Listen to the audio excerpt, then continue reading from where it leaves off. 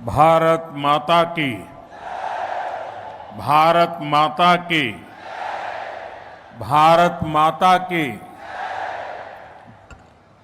आंध्र प्रदेश के राज्यपाल सैयद अब्दुल नजीर जी,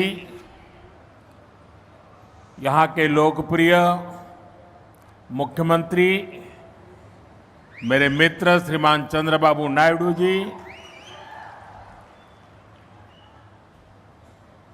नेता अभिनेता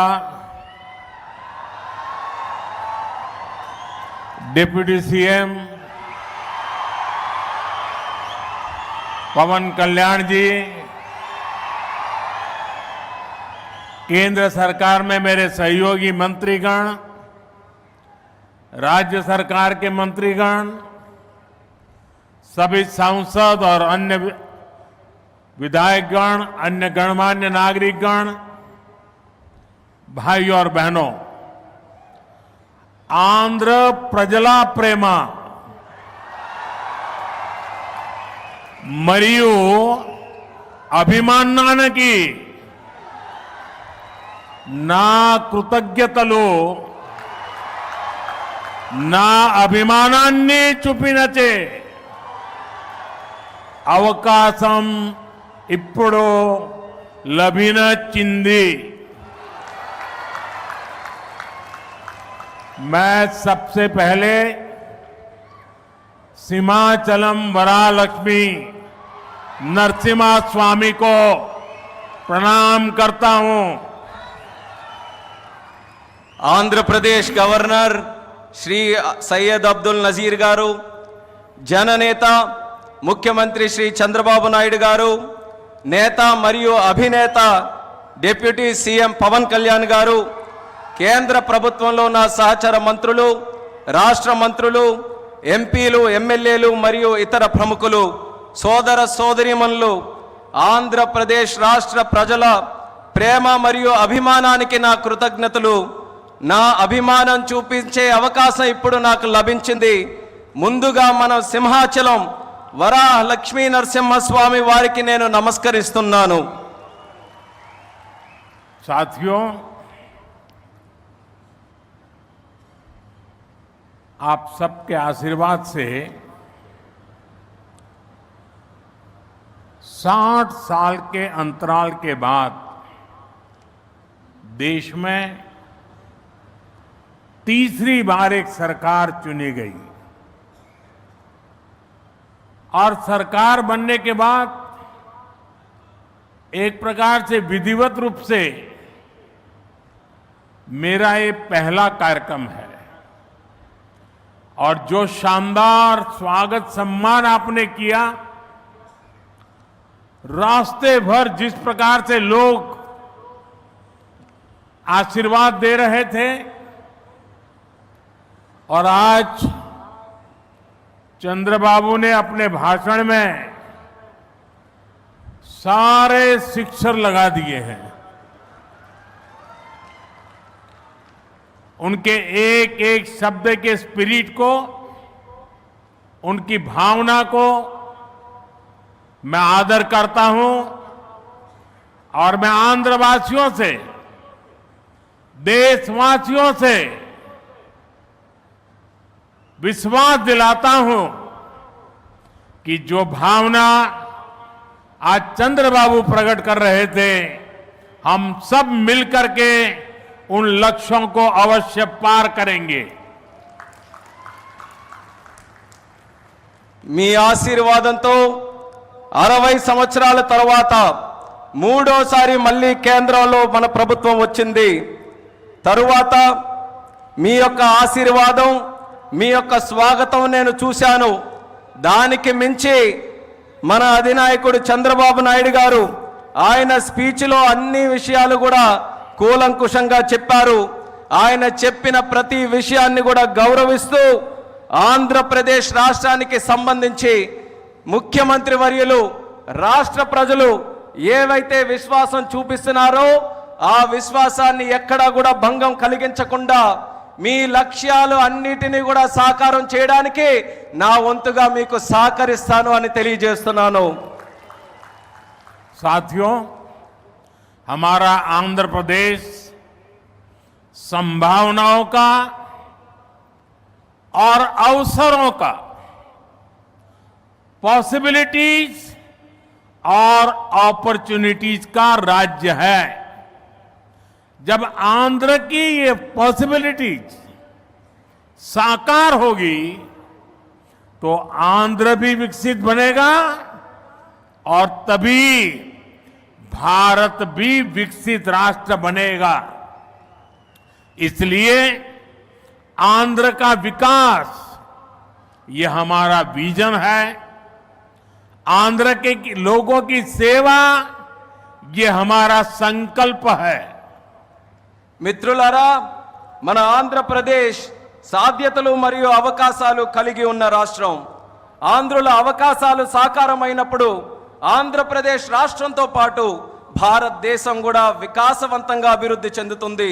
అందుకనే ఆంధ్రప్రదేశ్ రాష్ట్రం తాలూకా అభివృద్ధి మా విజన్, ఆంధ్ర ప్రజల సేవే మా సంకల్పం.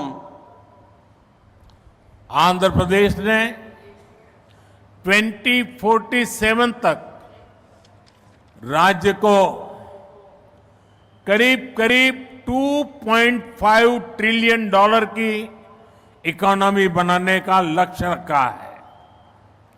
इस विजन को साकार करने के लिए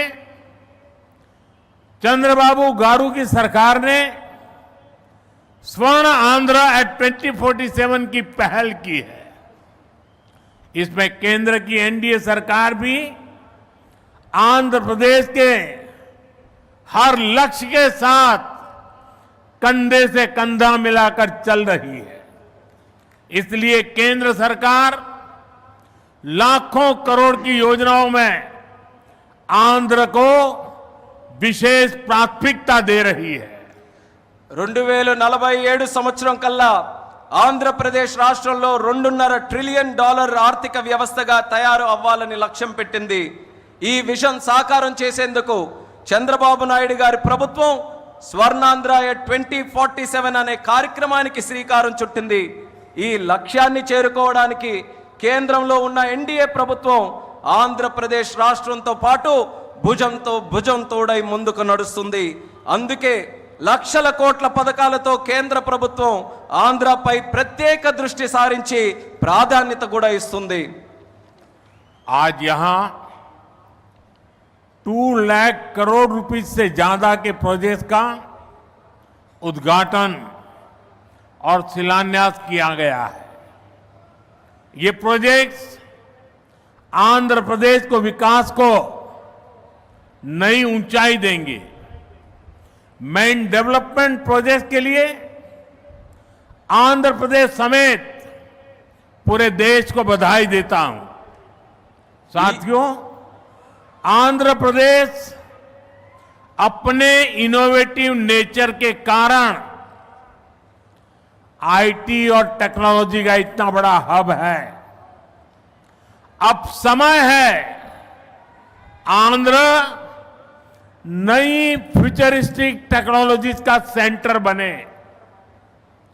जो टेक्नोलॉजीज अभी डेवलप ही हो रही है, हम अभी से उनमें लीड लें। आज ग्रीन हाइड्रोजन का इस्तेमाल ये ऐसा ही उभरता हुआ क्षेत्र है। ఈ రోజు 2 లక్షల కోట్ల రూపాయలకు పైగా విలువైన ప్రాజెక్టులు ఇక్కడ ప్రారంభించడం మరియు శంకుస్థాపన చేయడం జరుగుతుంది. ఈ ప్రాజెక్టులు ఆంధ్రప్రదేశ్ అభివృద్ధిని సరికొత్త శిఖరాలకి చేరబోతుంది. ఈ అభివృద్ధి కార్యక్రమాలతో ఆంధ్రప్రదేశ్తో పాటు యావత్ భారతదేశానికి కూడా నా తరపున అభినందనలు తెలియజేసుకుంటున్నాను. మిత్రులారా, ఆంధ్రప్రదేశ్ రాష్ట్ర ప్రజల తాలూకా సృజనాత్మకత వల్ల ఆంధ్రప్రదేశ్ రాష్ట్రం ఐటీ మరియు సాంకేతికతకు ఒక పెద్ద కేంద్రంగా మారింది. ఇప్పుడు సమయం వచ్చింది ఆంధ్రప్రదేశ్ రాష్ట్రం సరికొత్త టెక్నాలజీస్కు కేంద్ర బిందువుగా మారాలి. ఈ కొత్తగా అభివృద్ధి చెందుతున్నటువంటి టెక్నాలజీస్కి ఆంధ్రప్రదేశ్ రాష్ట్రం సారథ్యం వహించాలి. నేడు గ్రీన్ హైడ్రోజన్ టెక్నాలజీ కూడా అటువంటి ఎదుగుతున్నటువంటి ఒక రంగమే. देश ने 2023 में नेशनल ग्रीन हाइड्रोजन मिशन की शुरुआत की थी। हमारा लक्ष्य है 2030 तक 5 million metric tons green hydrogen का प्रोडक्शन।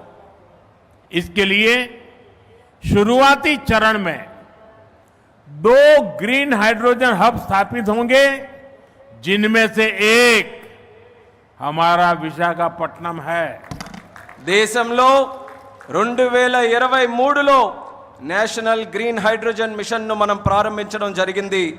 మా లక్ష్యం 2030 నాటికి 5 మిలియన్ మెట్రిక్ టన్నుల గ్రీన్ హైడ్రోజన్ని మన దేశంలో ఉత్పత్తి చేయాలి. దీనికోసం ప్రారంభ దశలోనే 2 గ్రీన్ హైడ్రోజన్ ల్యాబ్ని మనం ఏర్పాటు చేయబోతున్నాం. అందులో ఒకటి మన విశాఖపట్నం నగరం అని తెలియజేస్తున్నాను.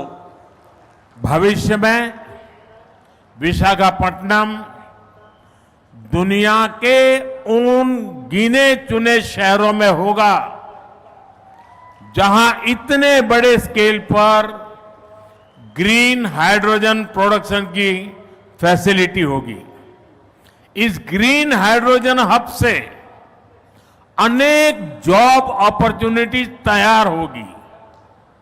साथ ही आंध्र प्रदेश में मैन्युफैक्चरिंग इकोसिस्टम भी डेवलप होगा। साथियों, आज मुझे नक्कापल्ली में बल्क ड्रग पार्क प्रोजेक्ट का शिलान्यास करने का अवसर भी मिला है। आंध्र प्रदेश देश के उन 3 राज्यों में से एक है जहां इस तरह के पार्क की स्थापना की जा रही है। इस पार्क में मैन्युफैक्चरिंग और रिसर्च के लिए बेहतरीन इंफ्रास्ट्रक्चर तैयार किया जाएगा। इससे इन्वेस्टर्स का उत्साह बढ़ेगा और यहां की फार्मा कंपनियों को फायदा होगा। భవిష్యత్తులో పెద్ద ఎత్తున గ్రీన్ హైడ్రోజన్ ఉత్పత్తి చేసే నగరాలలో ఒకటిగా మన విశాఖపట్నం ఉండబోతుంది. ఈ గ్రీన్ హైడ్రోజన్ హబ్ ద్వారా అనేక ఉద్యోగ అవకాశాలు సృష్టించబడతాయి. దీంతో ఆంధ్రప్రదేశ్లో మ్యానుఫ్యాక్చరింగ్ వ్యవస్థ కూడా అభివృద్ధి చెందబోతుంది. మిత్రులారా, ఈరోజు అనకాపల్లి పార్లమెంటులో ఉండే నక్కపల్లిలో బల్క్ డ్రగ్ పార్క్కు కూడా శంకుస్థాపన చేసే అవకాశం నాకు కలిగింది. దేశంలో 3 రాష్ట్రాలలో ఈ తరహాలో పార్కులు ఏర్పాటు చేయబడుతున్నాయి. అందులో ఆంధ్రప్రదేశ్ ఉండడం నాకు చాలా ఆనందంగా ఉంది. ఈ పార్కులో మ్యానుఫ్యాక్చరింగ్ మరియు పరిశోధన కోసం అద్భుతమైన మౌలిక సదుపాయాలు ఏర్పాటు చేయడం జరుగుతుంది. దీనివల్ల పెట్టుబడిదారుల్లో ఆసక్తి పెరుగుతుంది మరియు ఫార్మాసిటీ కంపెనీలకి కూడా చాలా ఉపయోగపడుతుందని తెలియజేస్తున్నాను. साथियों, हमारी सरकार अर्बनाइजेशन को एक अपॉर्चुनिटी के रूप में देखती है और हम आंध्र को न्यू एज अर्बनाइजेशन का एक उदाहरण बनाना चाहते हैं। इसी विजन को साकार करने के लिए आज कृष्णापट्टनम इंडस्ट्रियल एरिया यानी क्रिस सिटी का फाउंडेशन स्टोन रखा गया है। ये smart city Chennai Bengaluru industrial corridor का हिस्सा बनेगी। इससे आंध्र में थाउजेंड्स ऑफ करोड़ का इन्वेस्टमेंट आएगा और लाखों इंडस्ट्रियल जॉब तैयार होगी। మిత్రులారా, మా ప్రభుత్వం పట్టణీకరణకు ఒక అవకాశంగా చూస్తుంది. అలానే మన ఆంధ్రప్రదేశ్ రాష్ట్రం నవయుగ పట్టణీకరణకు ఉదాహరణగా ఉండబోతుంది. ఈ విజన్ సాకారం చేసేందుకు నేడు కృష్ణపట్నం ఇండస్ట్రియల్ ఏరియా అంటే క్రిస్ సిటీ శంకుస్థాపన కూడా చేయడం జరుగుతుంది. చెన్నై బెంగళూరు ఇండస్ట్రియల్ కారిడోర్లో ఈ స్మార్ట్ సిటీ ఒక భాగం అవ్వబోతుంది. ఆంధ్రప్రదేశ్లో దీని వల్ల వేల కోట్ల రూపాయలు పెట్టుబడులతో పాటు పారిశ్రామిక ఉద్యోగ అవకాశాలు కూడా పెరుగుతున్నాయని తెలియజేస్తున్నాను. साथियों, आंध्र प्रदेश को पहले से श्री सिटी के रूप में मैन्युफैक्चरिंग हब का फायदा मिल रहा है। हमारा प्रयास है कि आंध्र प्रदेश इंडस्ट्रियल और मैन्युफैक्चरिंग के क्षेत्र में देश के टॉप स्टेट्स में शामिल हो। मैन्युफैक्चरिंग को बढ़ावा देने के लिए हमारी सरकार पीएलआई जैसी स्कीम्स चला रही है। इसका परिणाम यह है कि आज कई प्रोडक्ट्स की मैन्युफैक्चरिंग में भारत की गिनती दुनिया के टॉप कंट्रीज में होने लगी है। మిత్రులారా, ఆంధ్రప్రదేశ్లో నేడు శ్రీ సిటీ రూపంలో తయారీ రంగం యొక్క ఉపయోగం ప్రజలకు అందుతుంది. మా ప్రయత్నం ఏంటంటే ఆంధ్రప్రదేశ్ రాష్ట్ర పారిశ్రామిక మరియు తయారీ రంగంలో దేశంలోనే అగ్రగామిగా నిలబడాలి. తయారీ రంగాన్ని ప్రోత్సహించడానికి మా ప్రభుత్వం పిఎల్ఐ లాంటి స్కీమ్స్ ని ప్రోత్సహించడం కూడా జరుగుతుంది. దీని ఫలితంగా నేడు భారతదేశం మొబైల్ తయారీ రంగంలో ప్రపంచంలోనే ఉన్నతమైనటువంటి ర్యాంకింగ్స్ లో స్థానం కూడా సంపాదించుకుంది. साथियों, आज नए विशाखापट्टनम शहर में साउथ कोस्ट रेलवे जोन मुख्यालय की भी फाउंडेशन रखी जा रही है। आंध्र प्रदेश के विकास के लिहाज से ये बहुत इंपॉर्टेंट है। लंबे समय से एक अलग रेलवे जोन की मांग हो रही थी। आज ये स्वप्न साकार हो रहा है। మిత్రులారా, నేడు విశాఖపట్నం నగరంలో సౌత్ కోస్ట్ రైల్వే జోన్ ప్రధాన కార్యాలయానికి పునాది కూడా వేస్తున్నాం. ఆంధ్రప్రదేశ్ అభివృద్ధి దృష్ట్యా ఇది చాలా ముఖ్యమైనటువంటి కార్యక్రమం. ప్రత్యేక రైల్వే జోన్ కావాలన్న డిమాండ్ చాలా కాలంగా ఉంది. అటువంటి కళ, ఈ చిరకాల కోరిక ఈ రోజు నెరవేరబోతుందని తెలియజేసుకుంటున్నాను. साउथ कोस्ट रेलवे जोन का मुख्यालय बनने के बाद इस पूरे क्षेत्र में कृषि और व्यापार से जुड़ी एक्टिविटीज का विस्तार होगा। इसके अलावा टूरिज्म क्षेत्र और लोकल इकोनॉमी को भी प्रगति के नए अवसर मिलेंगे। సౌత్ కోస్ట్ రైల్వే జోన్ యొక్క ప్రధాన కార్యాలయం అయిన తర్వాత మన ఉత్తరాంధ్ర ప్రాంతంలో వ్యవసాయం మరియు వ్యాపారానికి సంబంధించి కార్యకలాపాలలో విస్తరణ జరగబోతుంది. ఇంతే కాకుండా పర్యాటక రంగం మరియు స్థానిక ఆర్థిక వ్యవస్థకు కూడా కొత్త అవకాశాలు లభిస్తాయని తెలియజేస్తున్నాను. आज यहां कनेक्टिविटी से जुड़े थाउजेंड्स ऑफ करोड़ के प्रोजेक्ट्स का उद्घाटन और शिलान्यास भी हुआ है। रेलवे के क्षेत्र में आंध्र प्रदेश उन राज्यों में शामिल है जहां 100% इलेक्ट्रिफिकेशन हो चुका है। आंध्र प्रदेश के 70 से ज्यादा रेलवे स्टेशनों को अमृत भारत स्टेशन योजना के तहत डेवलप किया जा रहा है। आंध्र प्रदेश के लोगों की ईज ऑफ ट्रेवल के लिए 7 वंदे भारत ट्रेनें और अमृत भारत ट्रेन भी चलाई जा रही है। నేడు కనెక్టివిటీకి సంబంధించి వేల కోట్ల విలువైన ప్రాజెక్టులు ఇక్కడ ప్రారంభోత్సవం మరియు శంకుస్థాపన జరుగుతుంది. రైల్వే రంగంలో ఆంధ్రప్రదేశ్లో నేడు 100% విద్యుతీకరణ జరిగింది. ఆంధ్రప్రదేశ్లోని 70కి పైగా రైల్వే స్టేషన్లు అమృత్ భారత్ స్టేషన్ల కింద అభివృద్ధి చేయబడుతున్నాయి. ఆంధ్రప్రదేశ్ ప్రజల ప్రయాణ సౌలభ్యం కోసం 7 వందే భారత్ రైళ్లు అలాగే అమృత్ భారత్ ట్రైన్లు కూడా నడిపిస్తున్నామని తెలియజేస్తున్నాను. साथियों, आंध्र में ये infrastructure revolution, better connectivity, better सुविधाएं, इनसे पूरे प्रदेश का लैंडस्केप बदलेगा। इससे ईज ऑफ लिविंग और ईज ऑफ डूइंग बिजनेस बढ़ेगा। यही विकास आंध्र की करीब $2.5 ट्रिलियन इकोनॉमी का आधार बनेगा।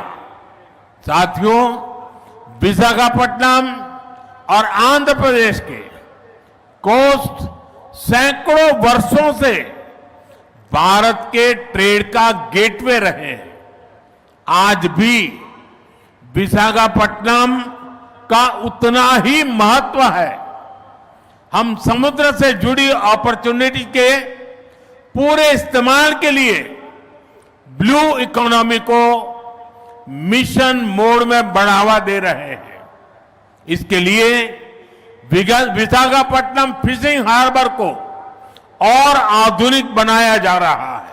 మిత్రులారా, ఆంధ్రాలో ఈ మౌలిక సదుపాయాలు విప్లవంతో పాటు మెరుగైన కనెక్టివిటీ, మెరుగైన సౌకర్యాల వల్ల ఆంధ్రప్రదేశ్ రాష్ట్రం ముఖ చిత్రం కూడా మారబోతుంది.